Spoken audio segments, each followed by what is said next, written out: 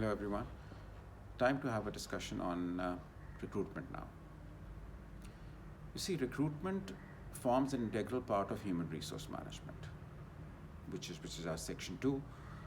And any question based on HRM, personnel management, or revolves around an HR related issue in a case study or otherwise demands that you refer to recruitment or you need to comment on the recruitment policies that the company is following currently, or if any kind of improvement is required, again with reference to their hiring procedures, so on and so forth.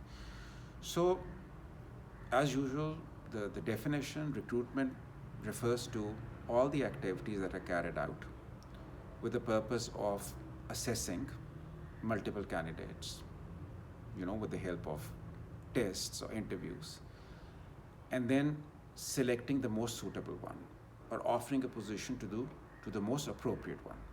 Right? This is recruitment. So, I mean, it is hiring basically. So recruitment can be primarily divided between internal and external recruitment. Internal recruitment, as the name suggests, refers to all those practices that are carried out within the organization. When you select somebody from within the organization, usually in the shape of promotion, technically it could be a demotion also, or maybe a horizontal shift at the same level of hierarchy.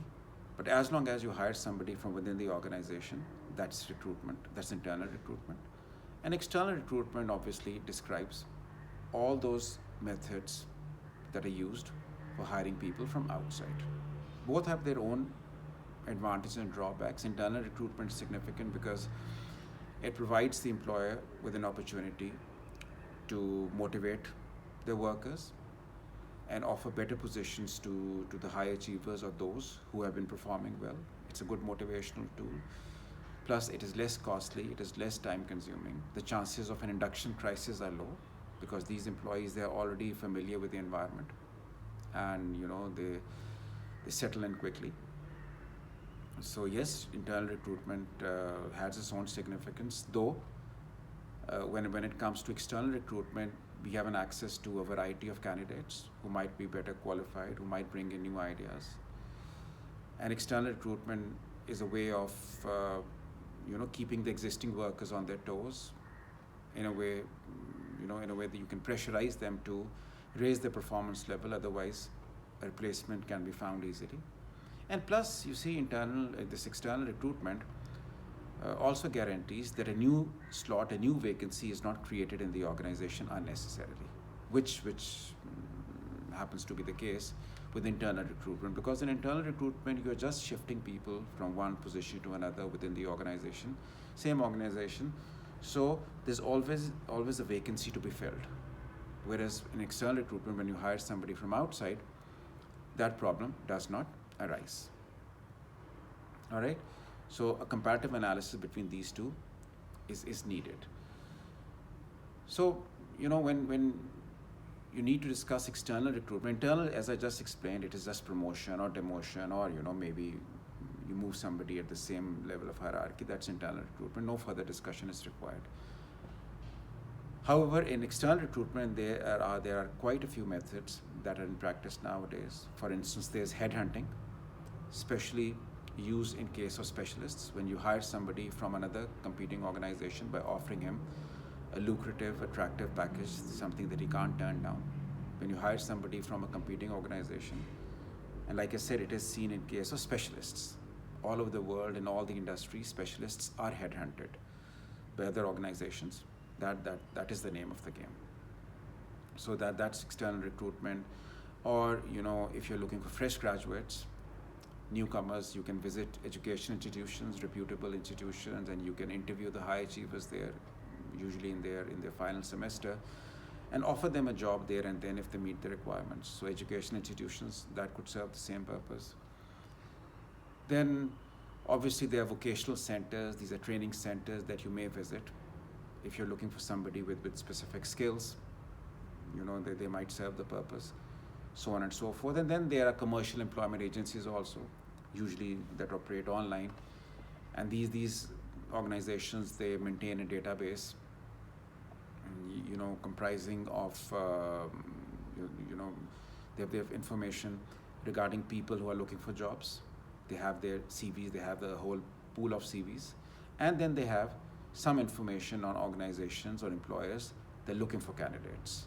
So you can match these two lists, the potential employees and the potential employers, and if they fulfill each other's requirements, maybe the contract could be finalized. So all of these are categorized as external recruitment. You can add other methods to the list also. There are the job fairs also, and there are advertising agencies, so on and so forth.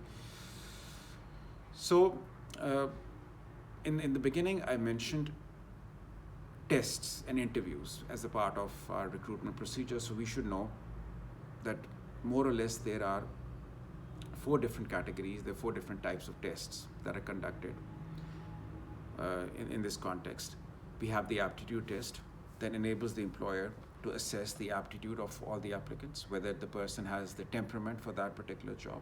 Don't use the word skill here. Aptitude is more about temperament, having the aptitude for a certain profession or for a certain job. They often, provide them during the test with a case study, and the way they approach that case study, they're able to assess whether he's suitable for that job or not. They basically try to determine whether, he has the right personality. Is he someone who can take pressure, or is he someone who starts to panic in a crisis situation? So the way he approaches that situation, that hypothetical situation, that case study, helps the employers decide whether that person is suitable for that position or not, right? So yeah, obviously that's the aptitude test, but there are other types of tests also that are carried out simultaneously. We have the attainment test. Now this attainment test focuses primarily on the skills of the applicant. So if you're hiring a chef, his cooking skills are tested. So the typing speed of a typist, that is labeled as, or when you try to assess that or monitor that, that is labeled as an attainment test. The driving skills of a driver, or if it's a marketing manager, they try to see whether he knows how to prepare an advertising campaign or not. So if you're applying for the position of a finance manager, then they probably see if he knows how to conduct ratio analysis, or if he knows how to prepare a budget, or so on and so forth. So the actual skills, the specific skills, are tested through an attainment test, right?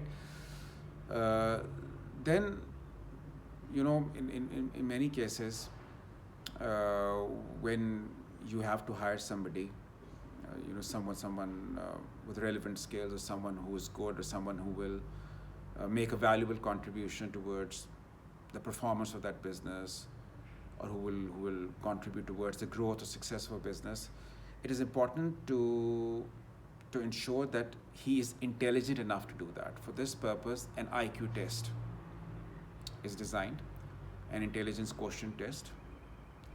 Obviously, depending on the nature of the job, a certain level of intelligence is needed. So the way he answers those questions in that, that IQ test, which is usually based on mathematics, or questions based on general knowledge, current affairs, etc., that would also allow the employer to decide whether this person, this candidate, this applicant, he is suitable for that position or not.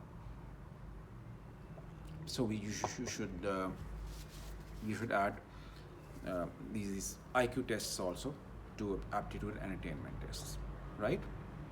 And then the last one is the personality test, which is usually conducted in the shape of an interview. So all those candidates who are shortlisted after all those tests, they are usually interviewed in the end. They could be interviewed once or twice or thrice. And an interview, as you know, is like a dialogue. And through that conversation, they are able to identify his personality traits and then decide accordingly whether he should be selected or not, right? And then, of course, it varies from organization to organization, job to job. Different personality traits matter more in different situations, or for different positions.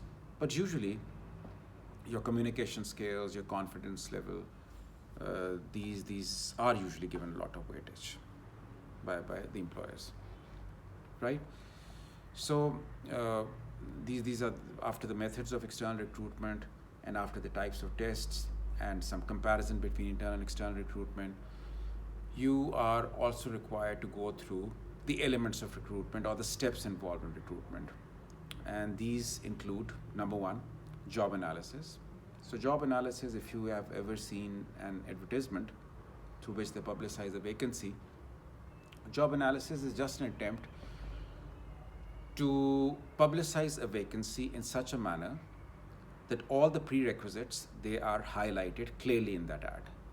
So if if you've seen an advertisement, usually the format or it will be structured along these lines, that we are looking for and we're looking for a mechanical engineer with an experience of 10 years and something else that needs to be highlighted, so that only those people, those candidates apply who qualify for that job. They're able to analyze the requirements and apply accordingly. That's job analysis, the starting point. So if you are looking for an individual with an experience of 10 years, then that means fresh graduates need not apply. So after job analysis, we have person specification. That is also another ingredient, another component, another element of recruitment, another step involved in this procedure. So, basically, person specification is an attempt to compare the profile of the applicants to the profile of an ideal candidate for that job. The employer, they have prepared sort of a hypothetical sketch of an ideal candidate for that position. So they would try to compare the profile of all the applicants to the profile of that ideal candidate, and the one with the closest match will probably be given or offered the position. They might not be able to find a perfect match, but the closest match will probably do the trick. So that's your person specification, followed by job description. So as soon as an applicant is appointed, maybe it is his day one at the workplace, the job and all the job related procedures are described or explained to him. All the job related procedures, they are explained to him by his superiors. So, the newly appointed employee, he's guided through various procedures, and the process is referred to as job description. This is done both verbally and in a written form. He's given a manual of job description, also a booklet in which everything is described in black and white, you see, so that he learns how the organization or the department functions, and there are no problems afterwards. And he basically during that phase, the initial phase when he joins the organization, which happens to be the most critical one also, usually an induction crisis arises during the first few days or weeks of employment. So it is very important for a business, for an employer, to ensure that this stage is handled tactfully, because the newly appointed employee, once he starts liking the environment, then probably he will stick along. He will work on a long-term basis. But initially, if he's unable to adjust, something that we refer to as an induction crisis, he might decide to leave at an early stage, which obviously is something that the employer does not want. Now, if that happens, that raises questions regarding their judgment also, that the chose the wrong person if he decides at an early stage, if he quits. And then, of course, they will have to go through the entire recruitment procedure again, so they don't want that. So basically, the job is described to the newly appointed employee in detail, so that he understands the procedures quickly and starts performing at his optimum level. And like I was just mentioning, a manual of job description is also provided, in which everything is described in detail. Just to quote one example, when somebody joins McDonald's, for instance, the manual, it has almost 300 70 or 80 pages, close to 400 pages, and each and every detail is mentioned there. This is how you're supposed to toss the patties, and this is how you take care of your uniform, and this is how you maintain a high courtesy level, customer service, all of that. And you, in a way, you have to memorize all those rules and regulations. So that's your job description. And finally, we have job evaluation. You see, job evaluation is applicable to not only the initial stage, but it's like an ongoing procedure. Job evaluation is an attempt to ensure that an employee is paid strictly in accordance with his contribution to the betterment of the organization. So in other words, no one should be overpaid or underpaid. That's what job evaluation is all about.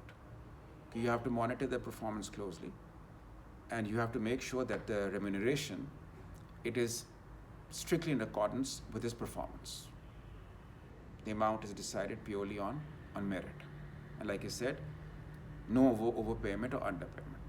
That is job evaluation. And it's an ongoing process. It's done initially also, and upon completion of possibly 1 year also, all the important decisions regarding the increment or promotion, etc., career growth, they're largely based on this job evaluation.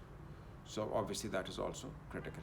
So this is what you need to know as far as recruitment is concerned. As I mentioned in the beginning, quite a useful topic. You can expect questions directly on this topic, and otherwise also any HR related case study or situation demands. There's something pertaining to recruitment must be added to the answer. All right, so this should be it. All right, Allah Hafiz.